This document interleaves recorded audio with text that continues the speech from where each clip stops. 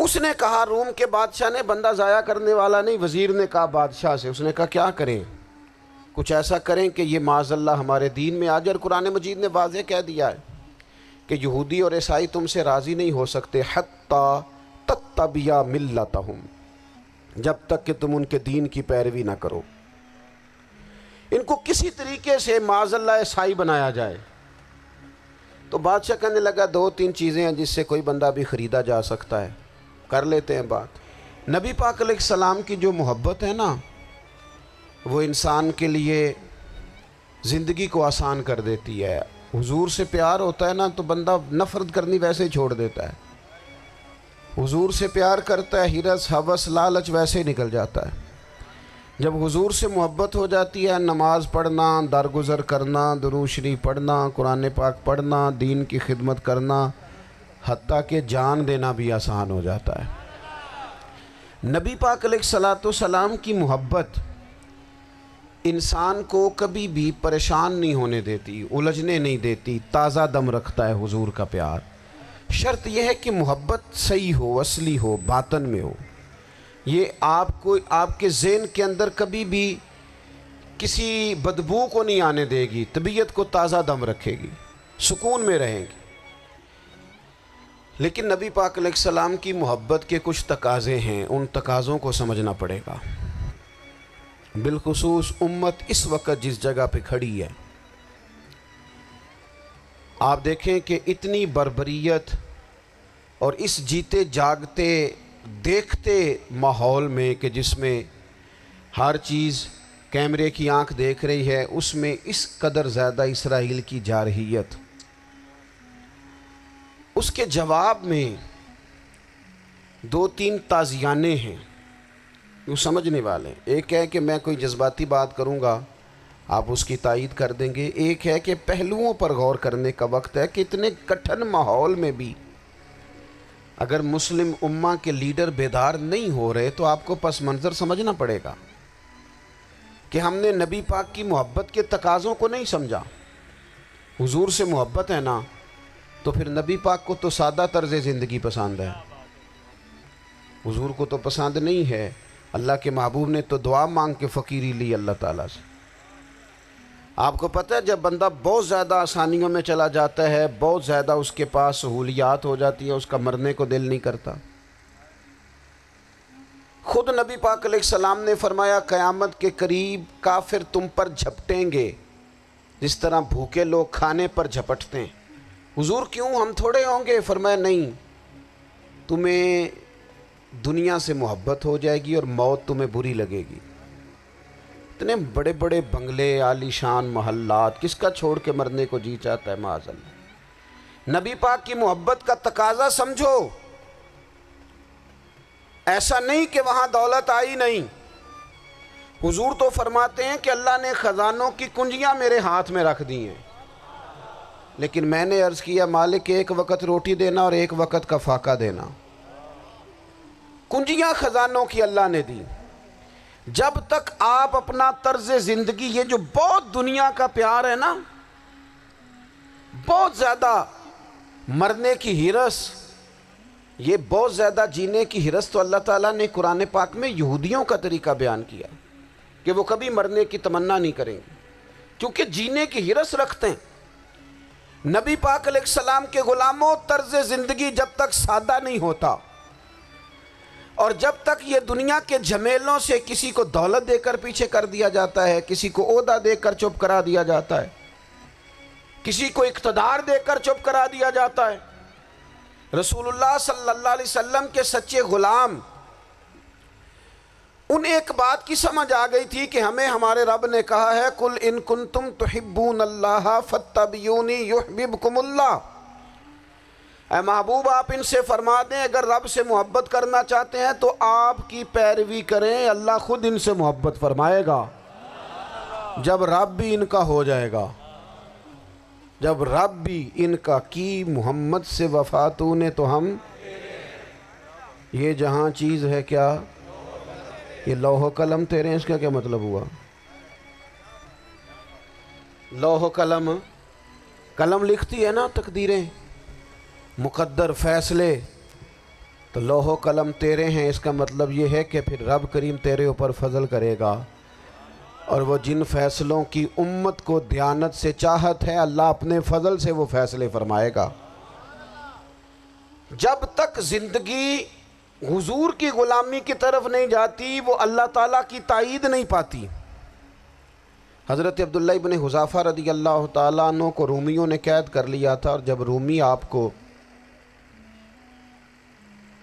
قید کر رہے تھے، پکڑ رہے تھے، جنگ میں کچھ موڑ ایسا آ گیا کہ بظاہر مسلمانوں کے قدم پیچھے ہٹ رہے تھے، تو 1000 آدمی نے 100 آدمی نے مل کے آپ کے گرد گھیرا ڈالا اور بڑی مشکل سے آپ کو گرفتار کیا۔ جب بادشاہ کے سامنے لے گئے نا تو بادشاہ سے اس کا سپہ سالار کہنے لگا کہ بندہ ضائع کرنے والا نہیں، یہ بات سمجھیں آپ، ہماری طبیعت کے مطابق جو بندہ پورا نہیں اترتا ہم ضائع کر دیتے ہیں۔ حالانکہ اگر آپ کو مخالف صف میں بندہ کام کا نظر آئے تو آپ غور فرمائیں کہ یہ ہمارے قافلہ محبت میں کیسے شامل ہو سکتا ہے، اس کے لیے جد و جہد کریں تاکہ اس سے کام لیا جا سکے۔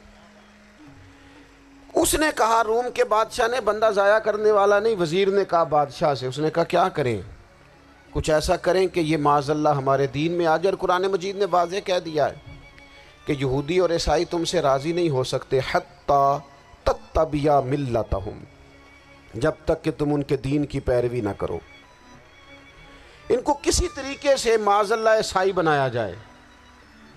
تو بادشاہ کہنے لگا 2-3 چیزیں ہیں جس سے کوئی بندہ بھی خریدا جا سکتا ہے، کر لیتے ہیں بات۔ اس نے سب سے پہلے حضرت عبداللہ ابن حذافہ سے کہا کہ جتنے پیسے آپ کہیں گے آپ کو ملیں گے، آپ اس دین میں آ جائیں معاذ اللہ۔ تو حضرت عبداللہ ابن حذافہ نا، کچھ لوگ بڑے سیانے ہوتے ہیں، بردبار ہوتے ہیں، بعض باتوں پر غصہ نہیں کرتے، ہنستے ہیں۔ حضرت عبداللہ ابن حذافہ ہنس پڑے، فرمانے لگے تجھے کس نے بادشاہ بنایا، تو بڑا بیوقوف آدمی ہے۔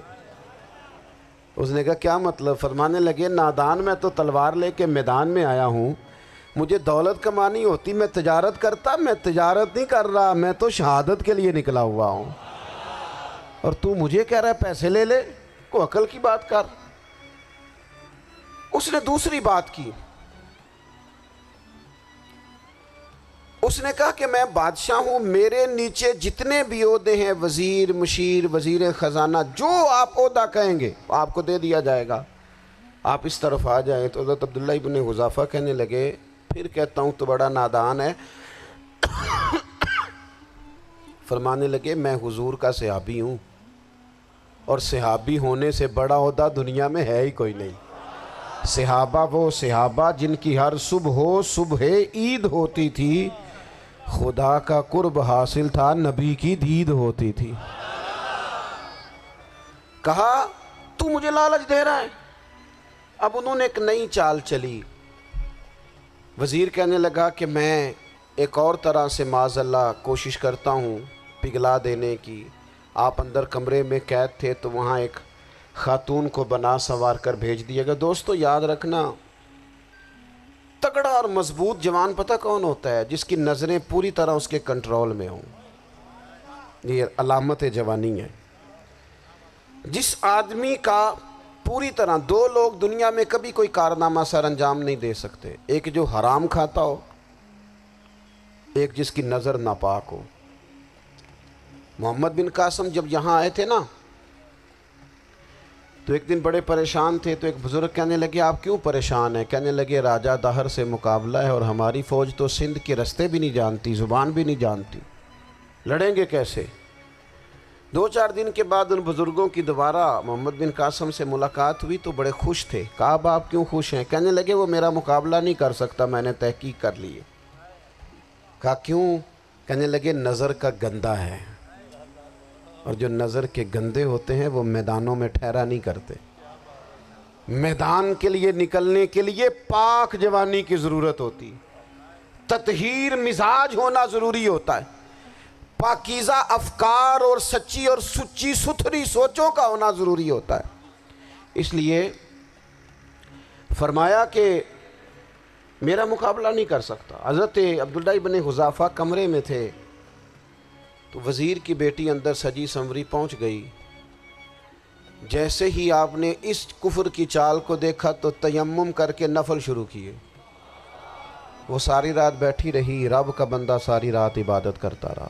عبادت بڑا سہارا ہے، مصلی بڑا سہارا ہے اللہ کے بندوں. صبح دروازہ کھولا، وزیر نے اپنی بچی سے پوچھنا چاہتا تھا رزلٹ کیا نکلا، تو وہ کہنے لگی پیچھے ہٹ جا، اب تیرا میرا تعلق کوئی نہیں، میں نے نبی پاک کا کلمہ پڑھ لیا. اس نے کہا میں نے بھی زمانہ دیکھا ہے، پر یہ کیا لوگ ہیں، کستوری کے بنے ہوئے، سندل سے دھلے ہوئے، کہ میں ساری رات کمرے میں رہی اور 100 اور 1000 آدمی جس جوان کا مقابلہ نہ کر سکے، اتنا طاقتور جوان کمرے میں رہا اور اسے نظر اٹھا کے نہ دیکھا. او کچا رنگ للاری والا جڑا چڑھدا تے لیندا رہندا ہے، اے عشق تیرے دا رنگ محمد چڑھیا پھر نہیں لیندا. میں نے کہا ایک دفعہ نظر اٹھا کے نہیں دیکھا، کمال ہو گئی. اتنے بڑے لوگ، اتنی بڑی سعادت مندی، فیروز بختی، معاملہ فہمی حد ہو گئی. اللہ اکبر. دوستو، بادشاہ جب پوری طرح ہار گیا نا، اس نے کہا مار دو. تیل گرم کیا ایک کڑاہی میں، اور جب آپ کو اس میں ڈالنے لگے تو آپ کی آنکھوں میں آنسو آ گئے. بادشاہ کا خیال ہوا شاید نرم ہو گئے ہیں. کہنے لگا روئے کیوں؟ فرمانے لگے سوچتا ہوں جان ہی ایک ہے، کتنا مزہ ہے اس کی راہ میں جان دینے کا، کتنی لذت ہے اس کے نام پر مرنے میں، کتنا لطف ہے.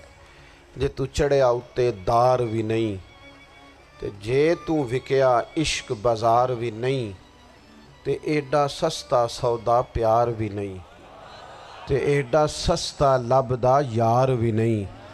کئی جنگل گانے پیندے نی، کئی دوزخ لنگنے پیندے نی، جے وہ اس ملوں بھی مل جاوے، ایدوں سستا ہور بپار بھی نہیں.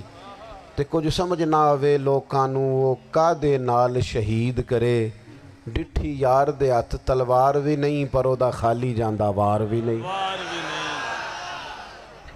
کہنے لگے ایک جان ہے نا، تو دل کرتا ہے ہزاروں ہوتی تو ایک ایک کر کے محبوب کے نام پہ قربان کرتا. جب میرے پاس ہے ہی ایک، کروں کیا؟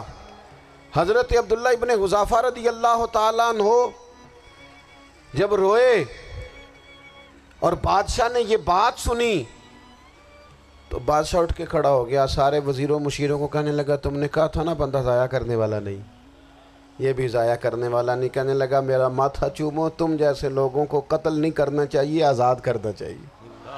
عزیز، اپنی زندگی سے نا یہ بہت زیادہ ہرس، ہوس، طمع، اور یہ کسی بات کی بھی ہو، ہرس صرف پیسوں کی نہیں ہوتی ہے، شہرت کی بھی ہوتی ہے.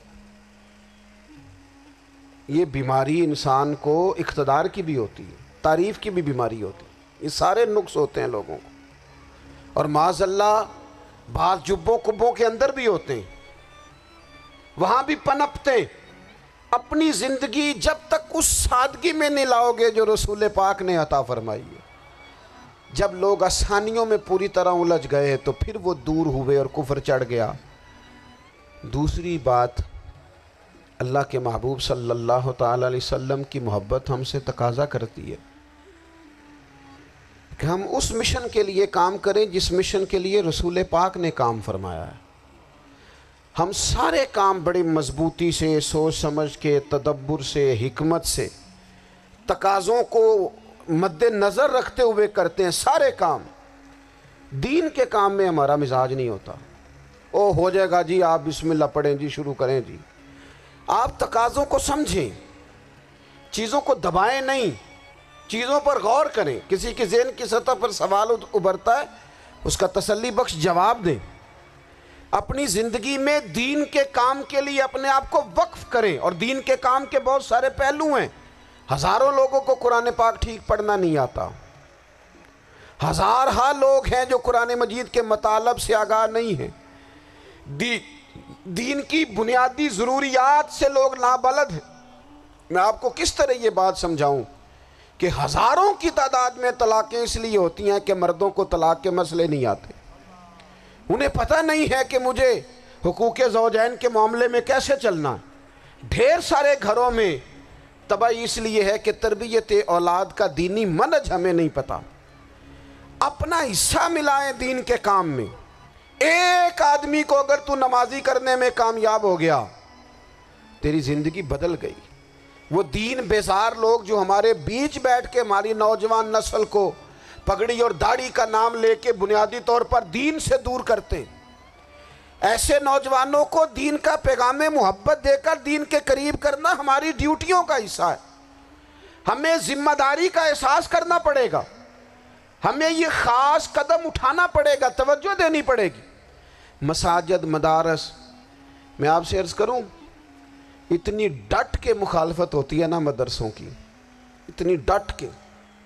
میں ادارہ چلاتا ہوں، اس کے چلانے میں جو مشکلات ہیں وہ تو ہم بتا نہیں سکتے آپ کو، اس لیے کہ میری قوم، میرا اس قوم سے تعلق ہے جو نعت خواں امیر کرنا چاہتی ہے، مدرسے نہیں.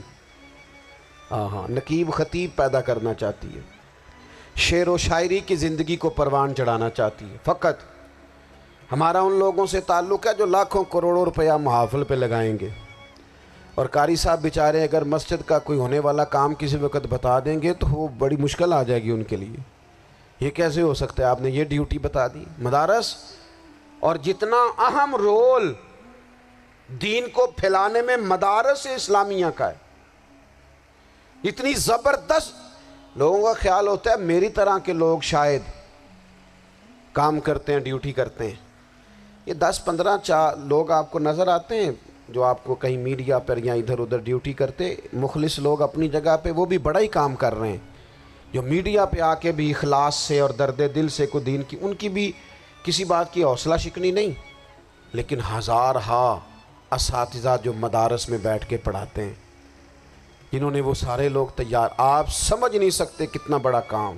حفظ کا استاد جو ہوتا ہے نا، اس کی ڈیوٹی 24 گھنٹے ہوتی ہے فجر سے پہلے، اور اس نے بچوں کو اٹھانا ہے. تنخواہ تو ہم انہیں دینا نہیں نہ چاہتے جی، تنخواہ نہیں دے دی انہوں نے. ہمیں مولوی امیر نہ ہو جانا، مولوی نو تے سوٹ بھی 27ویں والی رات دے ہے تاکہ کدھر سوان کے عید والے دن پا نہ لوے، چونکہ 27ویں تو بات تے درزی پھڑتا ہی کوئی نہیں. کیوں حضرت ایسے ہی ہے نا، اس وقت تو نہیں نہ لیتا. تو ہم چاہتے ہیں مولوی ہماری مرضی کے ہماری طرح کا سوٹ نہ پہن لے. مدارس کی مضبوطی آپ یہ دیکھ لیں، یہ صلاح الدین ایوبی کا تعلق بھلا کس چیز سے تھا؟ غوث اعظم کے مدرسے سے. حضور غوث اعظم کے مریدوں کی جماعت اس کے ساتھ شامل تھی. کون لوگ تھے جنہوں نے مدارس سے فیض پایا؟ رازی اور غزالی، حضور غوث اعظم، خواجہ اجمیر، یہ سب لوگ مدارس کے لوگ ہیں. کمزوریاں ہیں، غلطیاں ہیں، بہت ساری چیزوں کی اصلاح کی ضرورت ہے، لیکن یہ دین کا بہت بڑا قلعہ ہوتا ہے مدرسہ. لیکن اس کی مخالفت کی جاتی ہے. مجھے بتائیے اگر مدرسوں میں کمزوریاں ہیں تو کالجوں یونیورسٹیوں میں نہیں ہیں؟ ہم نے کبھی مخالفت کی ہے بند کر دو سارے؟ لیکن لوگوں کا جب خیال آتا ہے، جب ہمارے ایک سابقہ وزیر صاحب تھے سر راہ، کسی دعوت میں میری ان سے ملاقات ہو گئی تو انہوں نے کہا مدرسوں کا کردار کیا ہے آج کے ماحول میں؟ میں نے انہیں کہا کہ مختلف کورسز آپ کراتے ہیں نا، تو اس کے لیے پھر مختلف ویکینسیز ہوتی ہیں. جہاں بچوں کو مدرسے کا کورس کرایا جاتا ہے تو استاد بننا ہوتا ہے، اس نے خطیب بننا ہوتا ہے، مسجد کی ڈیوٹی کرنی ہوتی ہے. میں نے کہا آپ بالکل کوئی حکومت سرپرستی نہیں کرتی، لیکن اللہ کا فضل ہے. کبھی آپ نے حکومت سے سنی ہے جس میں جمعے والے دن مولوی نہ ملا ہو جمعہ پڑھانے کے لیے؟ کبھی آپ کو رمضان میں ایسی مسجد ملی ہے جس میں قرآن مجید سنانے کے لیے حافظ نہ ملا ہو؟ یہ ہو سکتا ہے کسی حافظ کو مسجد نہ ملے.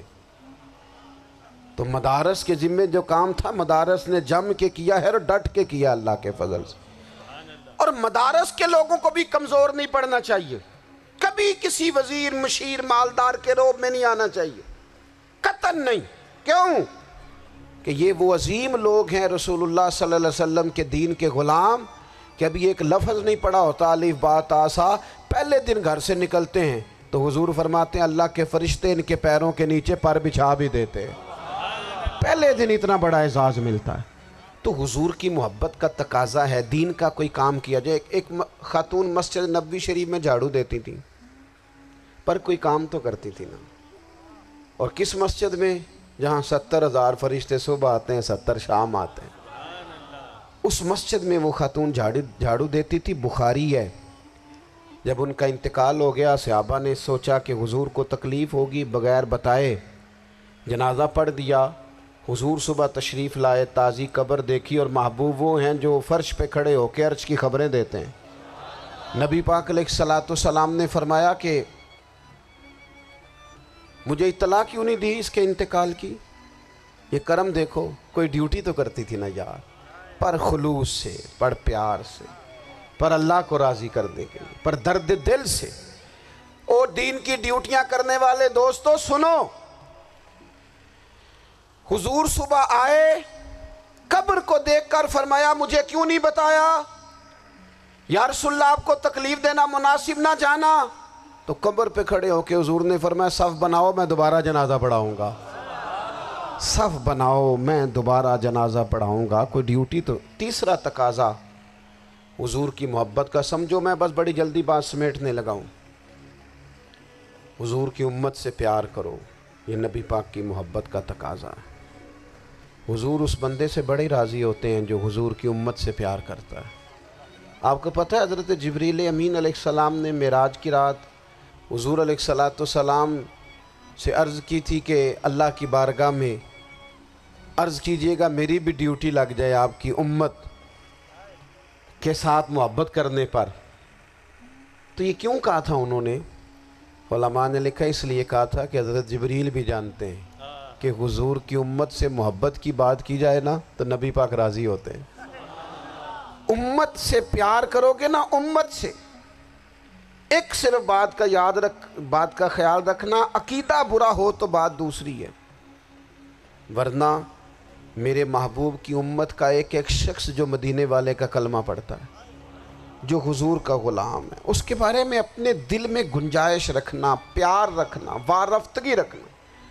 اور دوستو یہاں لوگ کس طرح گروہوں کو، جماعتوں کو سپورٹ کرتے ہیں۔ نبی پاک نے اس امت کی کثرت پر فخر بیان کیا، اور حضور فرمانے لگے 120 صفیں جنتیوں کی ہوں گی، قیامت میں 80 صفیں صرف میری امت کی ہوں گی۔ میں کثرت امت پر فخر کروں گا۔ ان لوگوں سے پیار کرنا ہے، ان کے دکھ درد کو سمجھنا ہے۔ پتہ ہے آج کیا ہوتا ہے؟ آج ہمیں نا مختلف چھوٹے چھوٹے ملکوں میں بانٹ دیا گیا، تو ہم کسی دوسرے مسلمان بھائی کا درد نہیں محسوس کرتے، ہم گھروں میں نہیں محسوس کرتے۔ پڑوسی پر ظلم ہو رہا ہو تو ہم کہنے پتر ساڈا نہیں مسئلہ، یہ دا مسئلہ ہے، تینوں کی لگے۔ حالانکہ پڑوسی کی آگ اس لیے بھی کسی وقت بجھا دینی چاہیے کہ پڑوسی کی نہ بجھائی جائے تو اپنا گھر بھی زاد میں آ جاتا۔ آج امت مسلمہ سے ہمیں بس لگا دیا گیا اپنے حصے کی روٹی کماؤ، اپنے حصے کی کوٹھی بناؤ، اپنے حصے کی گاڑی خریدو، اپنے حصے کا کام کرو۔ امت کا درد، امت کی بات، وحدت امت کا تصور، امت کا دوبارہ سے وہ شان ارسل رسولہ بالہدی ودین الحق لیظہرہ علی الدین کلہ، وہ تصور کب ہوگا؟ اس وقت ہوگا جب ہم بات امت کی کریں گے۔ نبی پاک علیہ السلام نے فرمایا مسلمان کی مثال ایک جسم کی طرح ہے، جسم کے ایک حصے کو تکلیف ہو تو سارا آزمائش میں آ جاتا ہے۔ مجھے بتاؤ یہ انگلی درد کرتی ہو، یہ انگلی جسم کا حصہ ہے نا، تو میرا خیال ہے دماغ یہ کہہ دے گا کہ انگلی کی درد ہے نا منو کی لگے، دل کہہ دے گا کوئی نہیں ٹینشن لینے، انگلی کا مسئلہ ہے نا۔ ایسا نہیں ہوتا، بلکہ جب انگلی میں درد ہوتی ہے تو دماغ منصوبہ بندی کرتا ہے کہ اس کا علاج کیسے ہو سکتا ہے، دل پریشان ہوتا ہے، پیر چل کے جاتے، ہاتھ وہ دوائی وصول کرتے، دانت اسے چبا کر، حلق اسے نگل کر، معدہ اسے ذخیرہ کر کے جسم میں پھیلاتا ہے، پھر جا کے انگلی شفا پذیر ہوتی ہے۔ ایک حصے کو درد ہو تو سارا حصہ کام پہ لگ جاتا ہے۔ اسرائیل اگر تکلیف دے رہا ہے فلسطینیوں کو تو ہونا چاہیے تھا نا بعض مسلمان حکمرانوں کو نیند نہ آتی، وہ درد دل محسوس کرتے۔ ہونا چاہیے تھا نا کہ بعض لوگ یہاں ہم کیا کرتے ہیں بھلا بیٹھ کے؟ اب تو مجھے بعض چیزوں سے کوفت بھی ہونے لگا، ہم دیتے ہیں بیان، مذمت۔ آپ کے بیان دینے سے کیا ہوگا؟ فلانے نے بھی بیان دے دیا، فلانے نے بھی کلپ دے دیا، یہ کیا کر رہے ہیں؟ یہ تو آپ زندہ رہنا چاہتے ہیں. وہ جس طرح آج کل ہمارے ہاں بہت ساری چونکہ جماعتیں ہیں تو کشمیر ڈے آتا ہے نا تو مل کے ریلی نہیں نکالی جا سکتی, سوال نہیں پیدا ہوتا, کیونکہ ہمیں جماعتوں کو زندہ رکھنا ہے. اس جماعت کی خبر الگ لگنی چاہیے, اس جماعت کی خبر الگ. تو ایسے کوئی انقلاب آئے گا؟ یاد رکھنا امت کو پوری کو ایک طاقتور آواز بننا پڑے گا. ہمیں تھوڑا تھوڑا اوپر اٹھ کے سوچنا پڑے گا. خدا را اللہ تعالیٰ مجھے معاف کرے اگر کوئی بات میں سطحی کر رہا ہوں, دل کی گہرائی سے عرض کرتا ہوں اب تو بڑا سخت وقت آ گیا. اب چونکہ اب تو کیمرے کی آنکھ آئی ہے تو وہ زخمی بچے دیکھے نہیں جاتے, وہ تڑپتی مائیں دیکھی نہیں جاتی, وہ سسکتی اور آواز دیتی بیٹیاں سنی نہیں جاتی. وہ آوازیں ایسی ہیں جیسے وہ رات کے سناٹوں میں چیخیں بن کے لوگوں کو جگایا کریں گی. خدا را کچھ جرم ایسے ہوتے ہیں جن کی سزائیں بڑی سخت ہوتی ہیں, جن کی معافی بڑی مشکل سے ہوتی. اپنے اندر جذبہ ایمانی پیدا کریں. اور میرے دوستو بستر پر بھی تو لوگ ماری جایا کرتے ہیں نا. اپنی زندگی رسول اللہ صلی اللہ علیہ وسلم کے دین کے نام کرو. جذبہ جہاد, شوق شہادت اور عشق رسول, یہ عناصر ہیں جو امت مسلمہ کو پیروں پر کھڑا کریں گے. 2 منٹ کے لیے سوچو, امت اگر اسی طرح کٹتی رہی, پریشان رہی, دکھتی رہی اور باری باری کر کے, اقبال نے کیا کہا تھا؟ اس نے کہا تھا وطنوں میں, انہوں نے کہا تھا کہ ان تازہ خداؤں میں بڑا سب سے وطن ہے, جو پیرہن اس کا ہے وہ مذہب کا کفن ہے. تو اقبال ہم کیا کریں, کہنے لگے بازو تیرا توحید کی قوت سے قوی ہے, اسلام تیرا دیس ہے, کیونکہ تو مصطفی ہے. تو بحیثیت مسلمان سوچنا شروع کر, بحیثیت مسلمان. اور یوں تو سید بھی ہو, مرزا بھی ہو, افغان بھی ہو, تم سبھی کچھ ہو, بتاؤ کہ مسلمان بھی ہو. تمہارے اندر کہیں سے کوئی مومن بھی بولتا ہے کہ نہیں؟ علاقائی تعصبات اور ملکی سرحدوں میں قید ہو جانے والوں, تم ایک نبی کی امت ہو. کیوں نہیں سمجھتے کہ جب کشمیر کی بیٹی روتی ہے تو مدینے والے محبوب پاک علیہ السلام کی امت کی بیٹی روتی ہے, جب فلسطین کی بیٹی روتی ہے تو امت کی بیٹیاں روتی. خدا را کچھ درد دل اپنی طبیعت میں پیدا کریں. میں حکمرانوں کی بات نہیں کرتا, میں تو عام لوگوں سے ایسے تبصرے سنتا ہوں جو نہیں کرنے چاہیے. وہ نہیں جی نہیں, دوسرا رخ بھی دیکھو. عام آدمی اٹھ کے, عام لوگ بھی یہ خطرناک سوچیں اور ان سے خوفناک نتائج برآمد ہوں گے. تو 3 باتیں میں نے آپ کی خدمت میں عرض کی ہیں. ایک تو کوشش کریں اپنی زندگی کے اندر کہ زندگی کو سادہ کریں. پیسہ ضرور کمائیں لیکن پیسے سے پیار نہ کرو, پیار تو مدینے والے رسول سے کرنا. دولتیں, ہرس, ہوس, طمع, ان سے باہر آؤ. اور دوسری گزارش آپ کی خدمت میں یہ عرض کی ہے, کچھ نہ کچھ دین کا کام, اور اس میں بھی شہرتوں سے بچتے ہوئے, تصویروں سے بچتے ہوئے. میں ہر محفل میں شاید کہتا ہوں میری فوٹو آ رہی ہے اور لائیو آ رہا ہے اور فلاں ہو رہا ہے, لیکن اس محفل کا خوبصورت انسان وہ ہے جو سب سے پیچھے بیٹھا ہے. وہ کسی فوٹو کے لیے نہیں آیا. اور میں ڈھیر سارے لوگ دیکھ رہا ہوں, یہ جو آگے بیٹھ جاتے ہیں بعض اوقات 5, 7, 10 لوگ, یہ بڑی تصویر سازی کرتے ہیں, لیکن جو پیچھے بیٹھے ہوتے ہیں, جو پیچھے بیٹھے ہوتے ہیں ان کی کوئی فوٹو نہیں آتی. اور میں نے بہت سارے لوگوں کو دیکھا ہے کبھی موبائل کو ہاتھ بھی نہیں لگاتے, لیکن جن کے لیے آئے ہیں انہیں تو پتہ ہے نا کون کون آیا ہے. اور کچھ دین کے لیے کریں. اور تیسری گزارش آپ کی خدمت میں یہ ہے کہ امت بن کر بھی ضرور سوچیں اور امت کے دکھوں کا مداوع بھی کریں اور امت مسلمہ کا درد بھی اپنے سینے میں ضرور محسوس کریں. اللہ تعالی ہماری اس بزم کو. جی ایک بات اور سن لیں جی, نبی پاک علیہ السلام نے ارشاد فرمایا, لائیں جی, حضور سید عالم علیہ السلام نے ارشاد فرمایا کہ جب تک بندہ اللہ کے بندوں کی مدد میں رہتا ہے نا, اللہ بھی اس کی مدد کرتا رہتا ہے. یعنی اگر آپ امت کے لیے سوچتے ہیں, کوئی امت کے لیے فکر پیدا کرتے ہیں, کچھ امت کی سوچیں لاتے ہیں, تو اللہ بھی مدد فرمائے گا. اور یہ بات اچھی طرح یاد رکھیں, جب بھی بندہ کوئی ایسا کام کرتا ہے نا جو خالص اللہ کی رضا کے لیے ہو تو رب کی مدد ضرور آتی ہے۔